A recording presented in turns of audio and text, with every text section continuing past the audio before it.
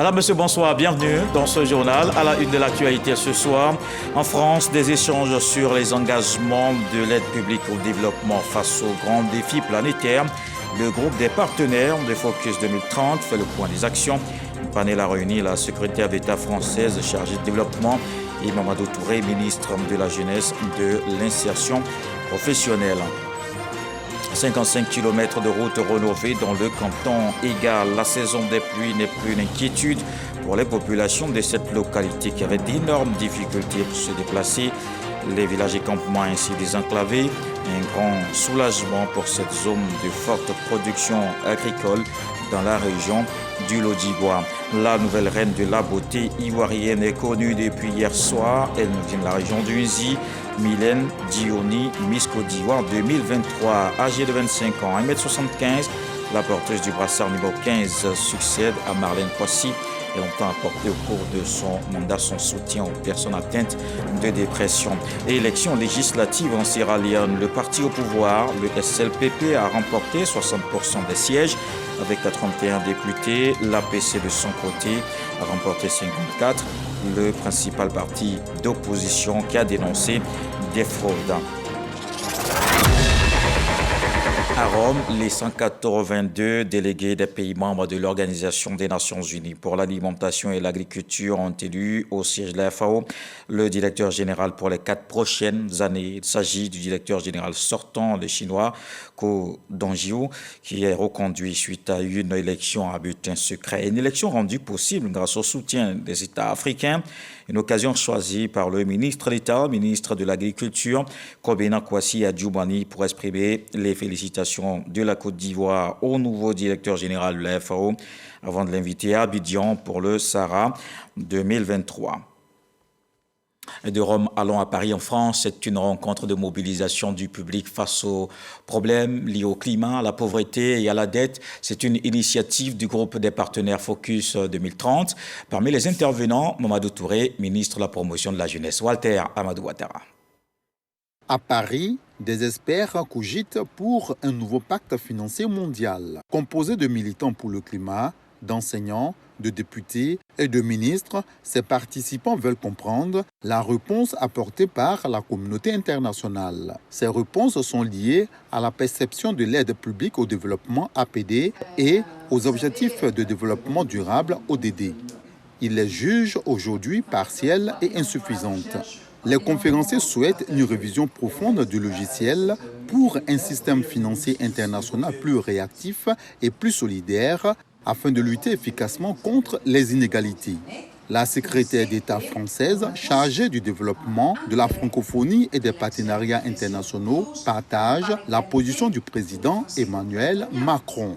Le président de la République, depuis son élection en 2017, il a mis au cœur de sa politique les questions de la solidarité internationale. C'est pour cette raison, vu l'impact du changement climatique, l'inflation, la question de l'énergie, la question de la sécurité alimentaire, nous nous rendons compte que nous avons tous un devoir à faire face ensemble et pour ça, on a besoin de financement. Il faut mettre des engagements qu'il faut qu'ils soient respectés. Invité spécial à cette réflexion internationale, Mamadou Touré, ministre de la Jeunesse, de l'Insertion professionnelle et du service civique de Côte d'Ivoire. C'est une occasion pour moi de rappeler que l'Afrique est engagée donc pour l'atteinte des objectifs de développement, notamment contre le changement climatique, mais aussi une occasion donc de rappeler que l'Afrique appelle à plus de justice, c'est-à-dire à l'endroit de ceux qui subissent plus ce changement climatique et pour qui la solidarité internationale doit être plus forte.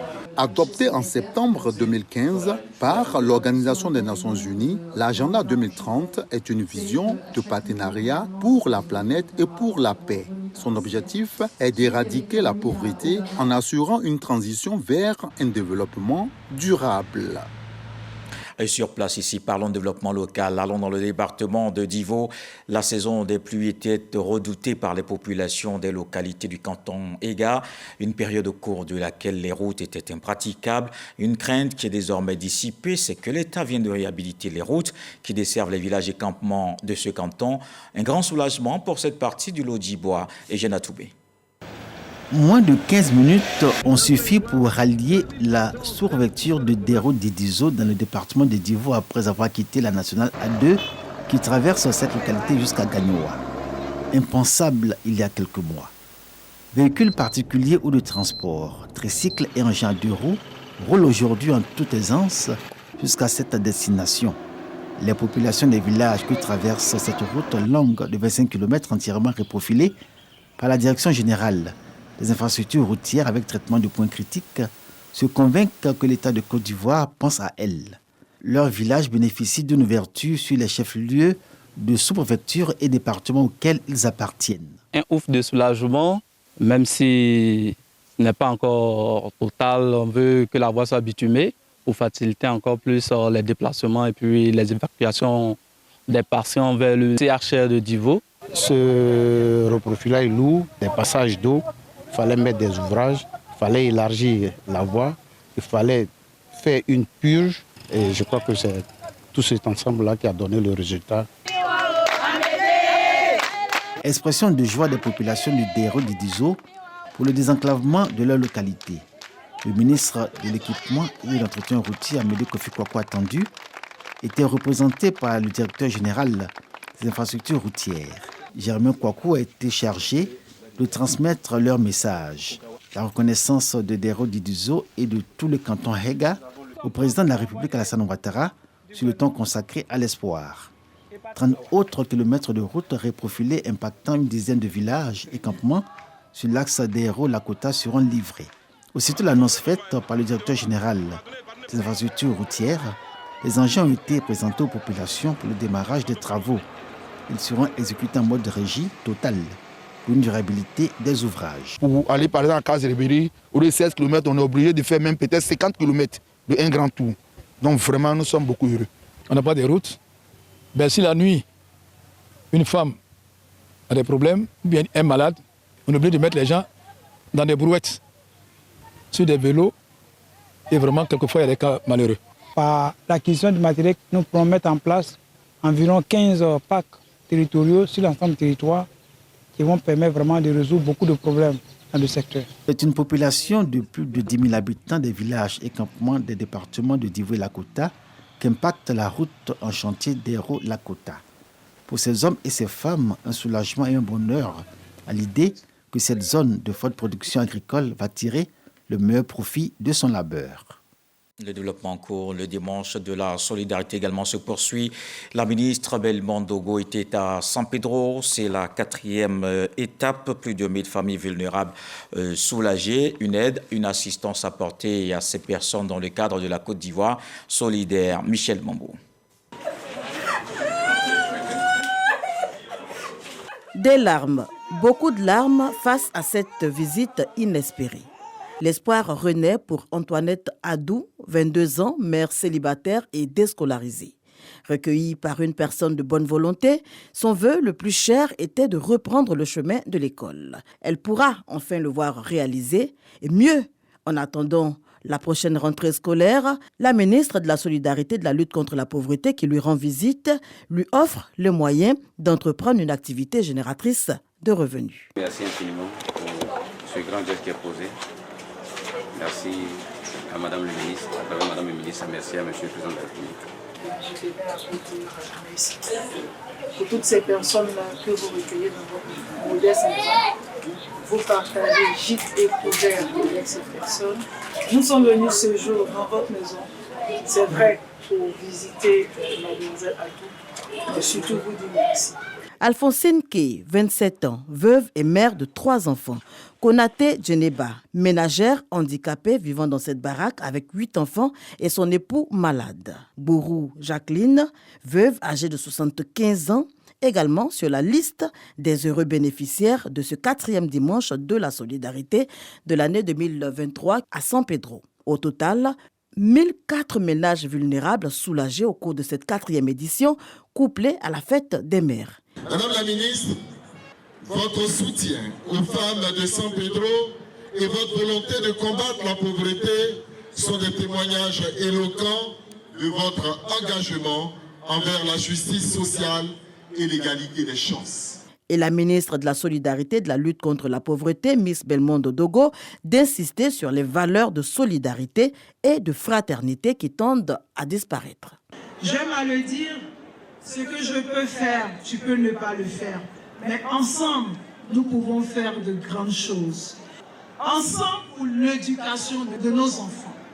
Si la voisine a son enfant qui prend un chemin qui va à l'encontre des mœurs de la société, notre rôle en tant que femme, en tant que mère, c'est d'aider cette voisine-là à redresser son chemin, aider cette voisine-là à ramener son enfant sur le chemin.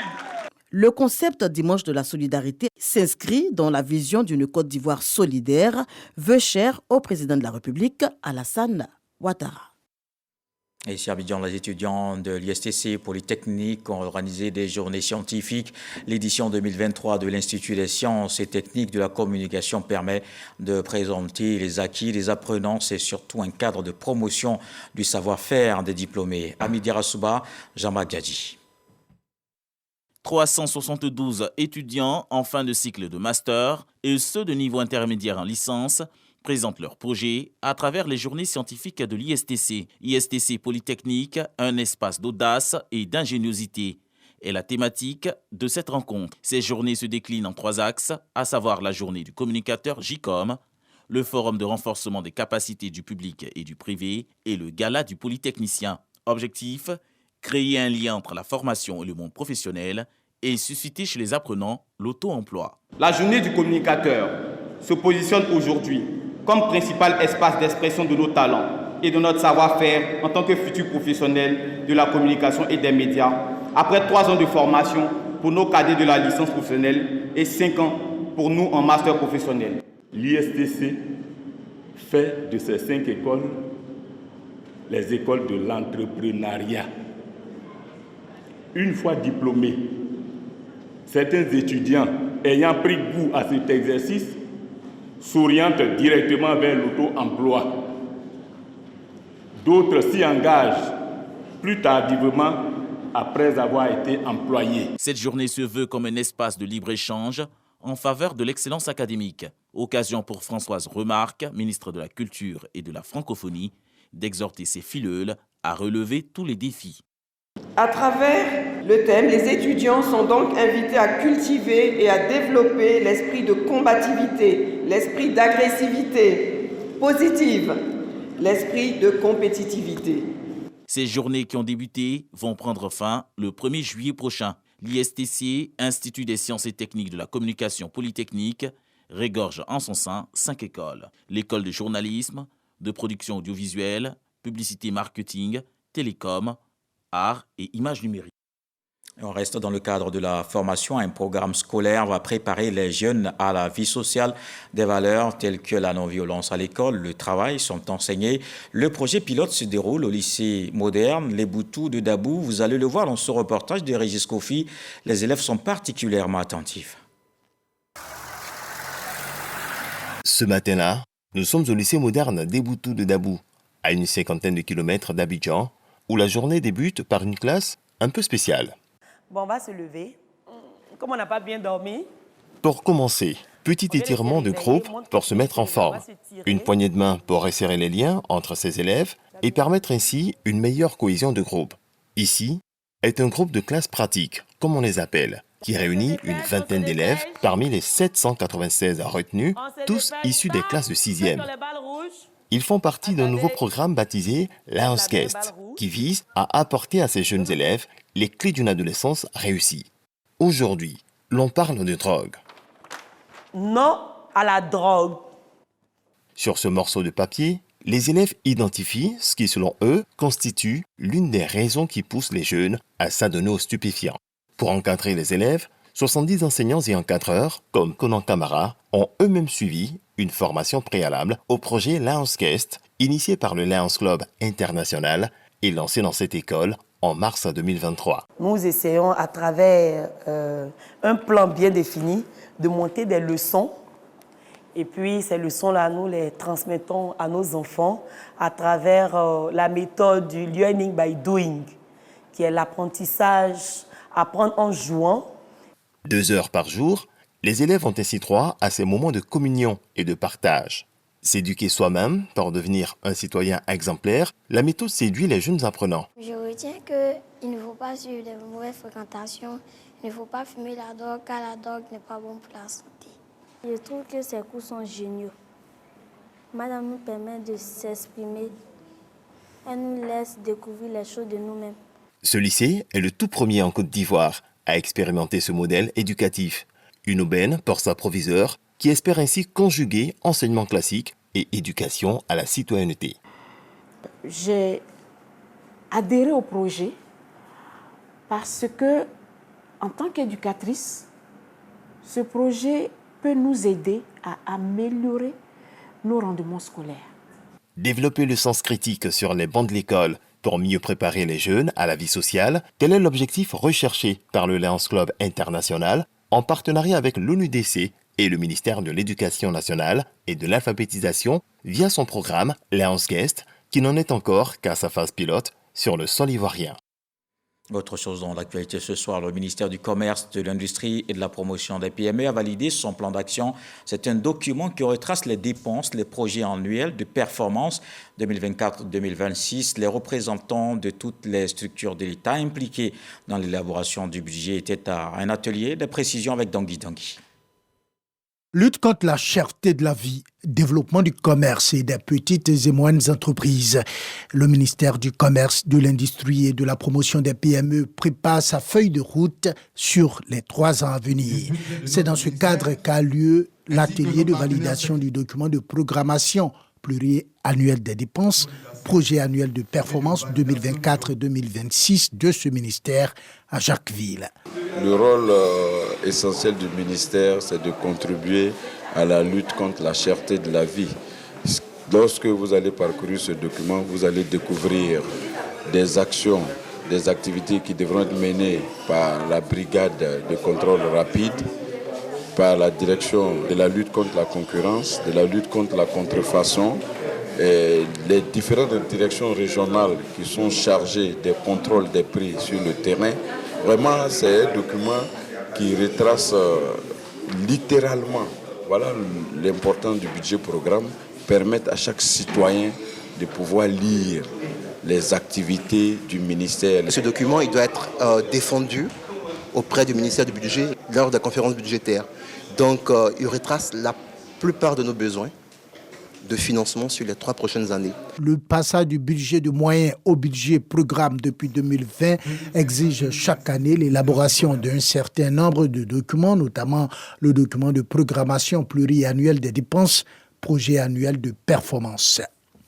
Et dans le cadre du magazine du dimanche, Herman Guivier a reçu ce 13h le secrétaire général de la Société ivoirienne de chirurgie orthopédique et traumatologique, le professeur Samba Koné.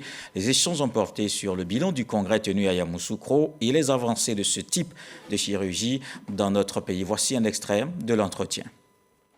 Ce congrès nous a apporté 2 éléments fondamentaux. D'abord, un capital d'échange d'expérience, parce qu'à ce congrès, on a une dizaine de pays étrangers de la sous-région européenne qui sont venus assister à ce congrès. C'est le partage d'échanges en fonction de leur réalité et de nos réalités. On trouve un consensus et on discute. Donc c'est vraiment un échange qui a été fructif. Et deuxièmement, ça nous a permis également de former nos jeunes qui ont participé, environ près de 145 participants. Ça leur permet d'apprendre aussi. L'orthopédie est en plein essor en Côte d'Ivoire et on a la possibilité, on a les compétences, le personnel est là pour pouvoir faire ce genre de chirurgie en Côte d'Ivoire. Les patients qui viennent, qui souffrent d'une douleur articulaire, que ce soit la hanche, le genou, la cheville ou l'épaule, mais les plus fréquents, c'est les douleurs de hanche. Et c'est des douleurs de hanche qui évoluent sous un mode chronique. Et ces douleurs-là doivent faire l'objet d'une consultation par d'abord un médecin. Et si la persistance de ces douleurs-là va entraîner de référer ce patient au spécialiste. À nous, c'est des dispositifs internes qui sont positionnés à l'intérieur du corps pour remplacer une fonction, notamment une articulation. Plus besoin d'aller à l'extérieur.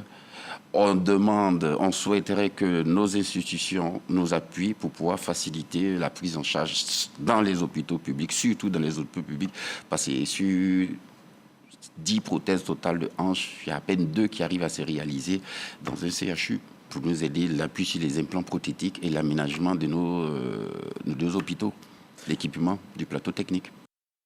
Et dans l'actualité politique, le candidat du RHDP à Cocody a été présenté à la jeunesse du parti. Cette rencontre vise à échanger avec Éric Tabar. Il s'agit surtout de mettre les jeunes en mission de mobilisation des électeurs. Astou Touré d'Agnogo. Grande mobilisation de la jeunesse du Rassemblement des oufétistes pour la démocratie et la paix à la rue Le Pic en cette matinée du samedi 1er juillet 2023 à Cocody. Il s'agit pour les jeunes de marquer leur engagement et leur soutien aux candidats du RHDP au compte des élections couplées municipales et régionales 2023. J'ai vu que la jeunesse de Cocody a décidé de prendre son destin en main et de confier son destin, en tout cas dans les mains de quelqu'un à qui ils ont confiance. Et cette personne, c'est le grand frère Éric Tabar. Pour faire triompher le RHDP à Cocody, le mot d'ordre est lancé. L'objet de cette rencontre, c'était présenter son Excellence Éric Tabar à l'appareil politique de la jeunesse de Cocody. Et c'est chose faite. Je crois que les jeunes ont entendu l'appel et ils sont prêts à mouiller le maillot jusqu'au 2 septembre. Pour le rayonnement du parti au soir du 2 septembre 2023 prochain, Éric Tabar peut compter sur le soutien de sa famille politique. Il est de notre devoir de rassembler les vieux, les jeunes, l'ensemble des départementaux. C'est la raison pour laquelle les jeunes sont venus ce matin pour dire non seulement leur amour, mais le fait qu'ils sont prêts à aller travailler. Ils sont venus écouter notre candidat, ils sont venus écouter notre champion. La jeunesse du RHDP de Cocody est simplement en marche pour la victoire d'Éric Tabar. Moment d'échange et de convivialité entre jeunesse du RHDP et les cadres du parti, les jeunes se disent engagés et prêts pour la victoire du RHDP à Cocody. Et puisque l'on parle d'élection, la ville de Ndivo ne doit plus commettre les erreurs du passé en période électorale. C'est l'engagement du maire Amédée Kofi Kwaku à 2 mois des élections locales. Depuis quelques temps, il sillonne les quartiers de la commune pour exhorter les populations à préserver la paix. Jean-Jacques Kwaméala. Dialogue 1, 2 et 3, Bukako, Briboreux 1 et 2 et Doulabougou. Au total, le maire de la commune de Ndivo a sillonné 12 quartiers de sa cité en 48 heures. La démarche d'Amédée Kofi Kwaku vise à sensibiliser les populations pour davantage ancrer la cohésion sociale que connaît le chef-lieu de la région du Nord-du-Bois depuis quelques années. Une nécessité abordée avec insistance, surtout à l'approche des élections locales du 2 septembre prochain. La vision du président Alassane Ouattara, c'est d'apporter le développement à l'ensemble des régions de Côte d'Ivoire. Mais ce développement ne peut se faire que dans la paix, dans la cohésion et dans l'entente. Et je pense que c'est ce message-là que nous avons porté à l'ensemble des populations. Et ce message a été compris. Et nous repartons très heureux. Nous allons continuer donc à sillonner toute la région pour toujours parler de paix et de cohésion. Parce que c'est ça l'essentiel. Sont aussi abordées lors de ces rencontres de proximité les questions de développement propre à chaque zone. Promesse est faite par le premier magistrat d'y remédier avec le soutien du gouvernement. Ces tournées sont également le lieu pour le ministre Amédée Kofi Kwaku d'exhorter les populations à faire confiance au président Alassane Ouattara et en sa vision de développement.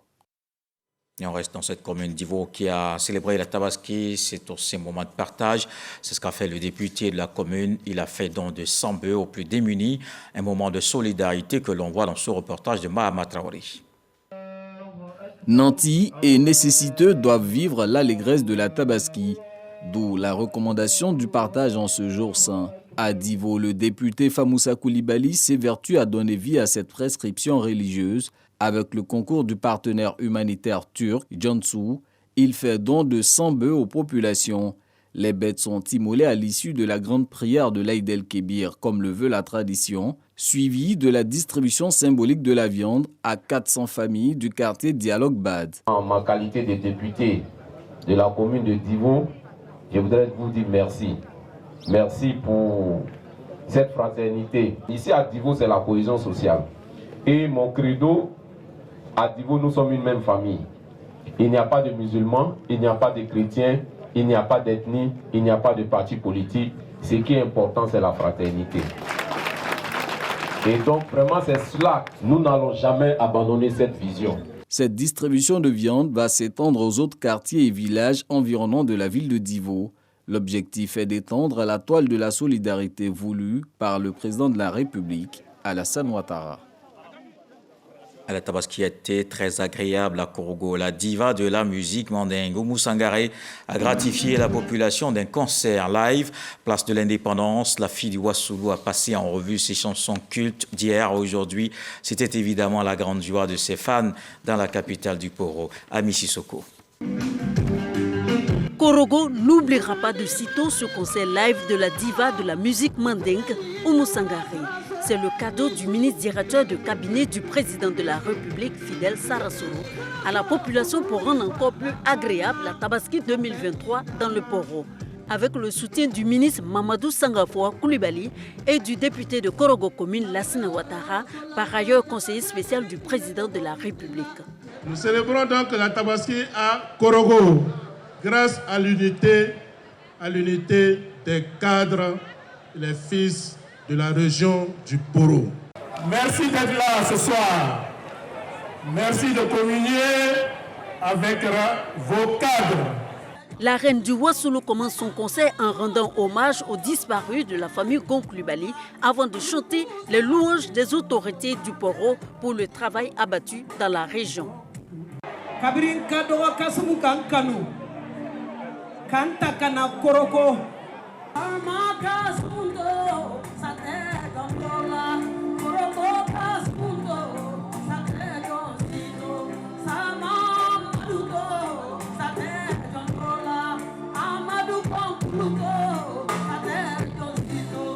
Avec ses morceaux cultes comme Diarabi Nene.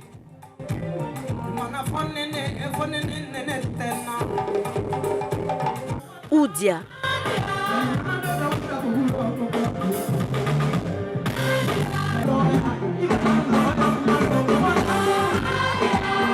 Ou encore ça.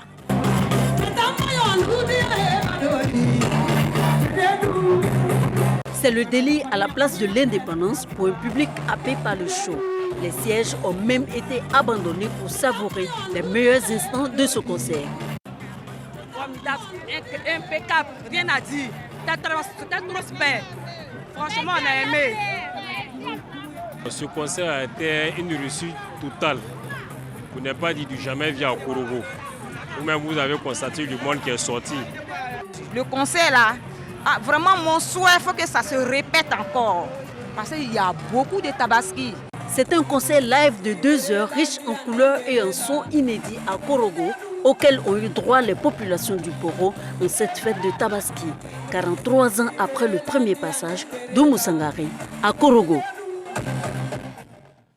Et ici à Abidjan, Mylène Dioni, Miss Côte d'Ivoire 2023, la nouvelle reine de la beauté ivoirienne élue hier soir, âgée de 25 ans, la porteuse du brassard numéro 15, succède à Marlène Kouassi. Elle entend venir en aide aux personnes atteintes de dépression. Les temps forts de ce sacre avec sèche par comme Didi, Patricia Omouetia. La Miss Côte d'Ivoire 2023 est la candidate numéro 15. Mylène Dioni est la nouvelle reine de beauté ivoirienne. Âgée de 25 ans, Miss Côte d'Ivoire 2023 est titulaire d'un bachelor en communication. Présélectionnée dans la région du Nzien à Dimokro, Miss Mylène Dioni succède à Marlène Kouassi Kani, Miss Côte d'Ivoire 2022. Sur les 30 finalistes, elles sont 12 candidates à réussir à franchir les éliminatoires en salle. Pour l'étape finale, 5 candidates retenues pour continuer la course. Miss Côte d'Ivoire 2023, Mylène Dioni est suivie de Jackie Sebim, sa première dauphine étudiante en Master 1 de stratégie d'entreprise et âgée de 23 ans. Melitza Ané est repartie avec le brassard de la deuxième dauphine, âgée de 20 ans, étudiante en deuxième année de droit. Cette victoire, je la dois essentiellement à Dieu. Et je suis fière de représenter mon pays qui est la Côte d'Ivoire. Mon projet, j'aimerais lutter contre la maladie mentale pour faire comprendre aux gens que être en dépression n'est pas une honte. Et c'est une maladie et ça se soigne.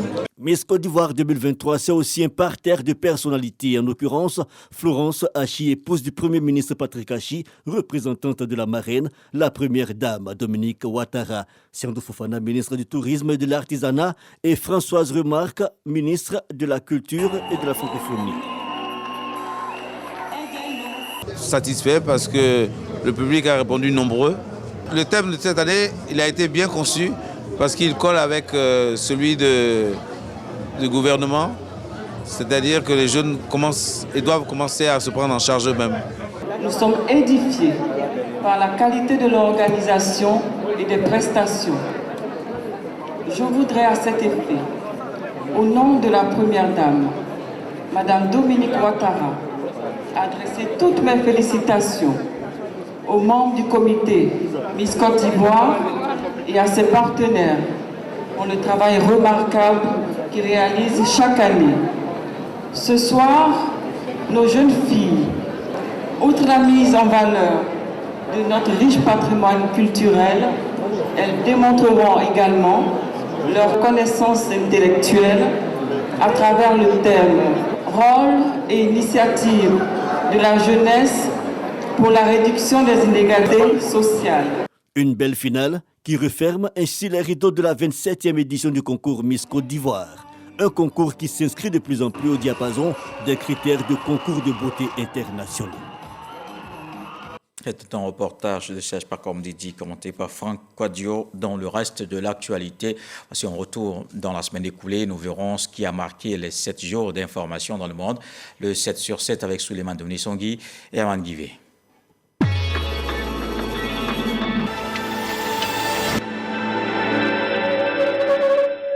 L'armée soudanaise était en difficulté sur plusieurs fronts lundi dernier à Khartoum. Les paramilitaires lui ont ravi le quartier général de la police et son arsenal. Dans le sud qui borde l'Éthiopie, un groupe rebelle a ouvert un nouveau front contre elle. Les combats se sont poursuivis également à Niala, chef-lieu du Darfour Sud, où au moins 12 civils ont été tués. Le président sortant, Julius Maada Bio, a été réélu dès le premier tour pour un deuxième mandat à la tête de la Sierra Leone avec 56,17% des voix selon les chiffres officiels. Un résultat contesté par son principal adversaire, arrivé en deuxième position avec 41,16% des voix. Le corps de Al-Hussein, un jeune Guinéen de 19 ans tué lors d'un contrôle routier dans le sud-ouest de la France, a été ramené à sa famille dans la soirée de mercredi à Conakry. Et les autorités ont demandé que justice soit faite. Le policier français, un brigadier de 52 ans, auteur du tir mortel, a été inculpé pour homicide volontaire. La justice britannique a déclaré illégal le projet controversé d'expulser vers le Rwanda les migrants arrivés illégalement au Royaume-Uni, faute de garanties pour leur sécurité. En conséquence, le Premier ministre britannique Rishi Sunak a désapprouvé cette décision et a annoncé que son gouvernement allait demander la permission de saisir la Cour suprême. Le Conseil de sécurité de l'ONU a voté vendredi dernier à l'unanimité une résolution qui met fin à la mission de maintien de paix au Mali de la MINUSMA. Lancée en 2013 pour empêcher une prise de pouvoir par les djihadistes, la junte militaire au pouvoir avait demandé le retrait des troupes, mettant fin ainsi à la mission de la MINUSMA dans le pays. Au moins 50 personnes ont péri dans un accident de la route dans l'ouest du Kenya, dans une collision entre un camion, des véhicules et des piétons. La Croix-Rouge kenyane, qui a dépêché des ambulances et des secouristes sur les lieux, a déclaré que de fortes pluies entravaient les opérations de secours. L'Union européenne ainsi que l'Organisation des États américains ont manifesté ce dimanche leur inquiétude face à la suspension de la proclamation des résultats du premier tour de la présidentielle au Guatemala. Dans un communiqué, la mission de l'Union européenne a appelé les institutions judiciaires et les partis politiques à respecter la volonté claire des citoyens exprimée librement lors des élections du 25 juin dernier.